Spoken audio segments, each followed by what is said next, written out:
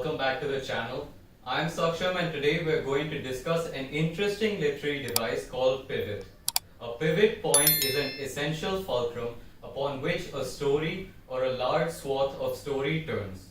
There are many ways of including twists and turns in a story, and you will see it everywhere, especially in creative fiction. In the description down below, I am including some links that discuss various ways to pivot a plot. The great Shakespeare was a master at introducing subtle pivots, and I will discuss an example from his romantic tragedy play known as Romeo and Juliet. The play itself is very famous as it was written in the late 1500s and it is still taught in schools as well as performed in theatres worldwide to this day. While most people focus on the love and melancholic aspects of the play, today I want to delve into how one little event changed the entire course of the play, a detail that is usually overlooked. So let's go through the plot briefly. There will be spoilers, but then again, it's almost a 500-year-old play. Basically, Romeo and Juliet meet at a party, fall in love, only to later find out that both their families are the ones that are in a feud. After visiting each other in secret several times, Friar Lawrence marries them in private. All is going well until one day Romeo is involved in a street fight in which Mercutio, his friend, dies at the hands of Tybalt. Furious after witnessing his friend's death, Romeo kills Tybalt in his rage to avenge Mercutio's passing. All the news about this violence spreads across the town of Verona, and the prince takes a stance, choosing to banish Romeo indefinitely. Things are definitely not hunky-dory at this point, but both characters are staying strong, and there is certainly no sign of an impending tragedy. So how did it all go wrong? Initially, Juliet turns to Friar Lawrence for help, as only the nurse and the friar knew about their marriage, and he suggests a plan.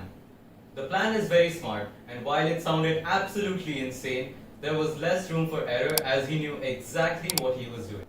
Juliet was to drink a potion that would make her sleep for a day, long enough for the house to declare her dead and take her to the tomb. Friar Lawrence would then simply take her out of the tomb and take her to Romeo's new town where the two could flee and live happy lives together. The plan sounded simple enough. Now I would want to introduce you to a minor character called Friar John.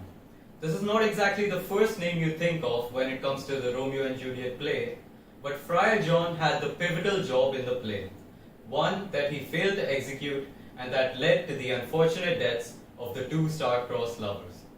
What was his job?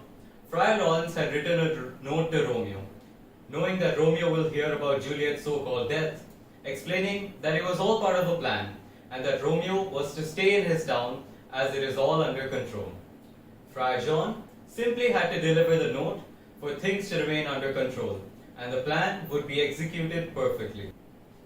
Unfortunately for us, and the other characters as well, Friar John was unable to deliver the note.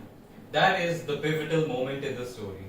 Friar John returns to Verona and says the line, "Suspecting that we both were in a house where the infectious pestilence did reign, sealed up the doors and would not let us forth."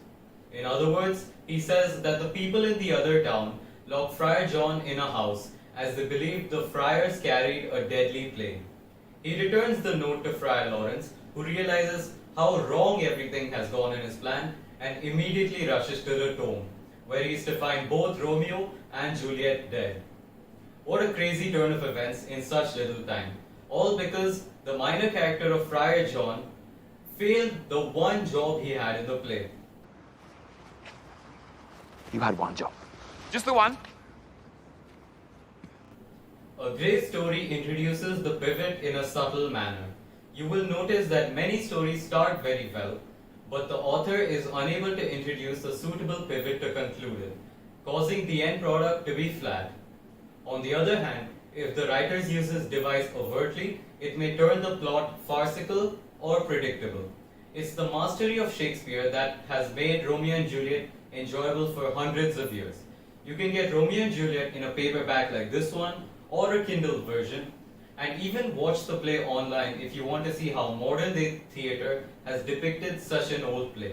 I will leave all the links in the description box down below.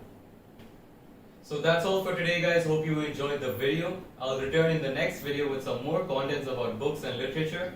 Make sure you subscribe to the channel down below for the upcoming interviews and reviews, and I'll see you guys in the next one.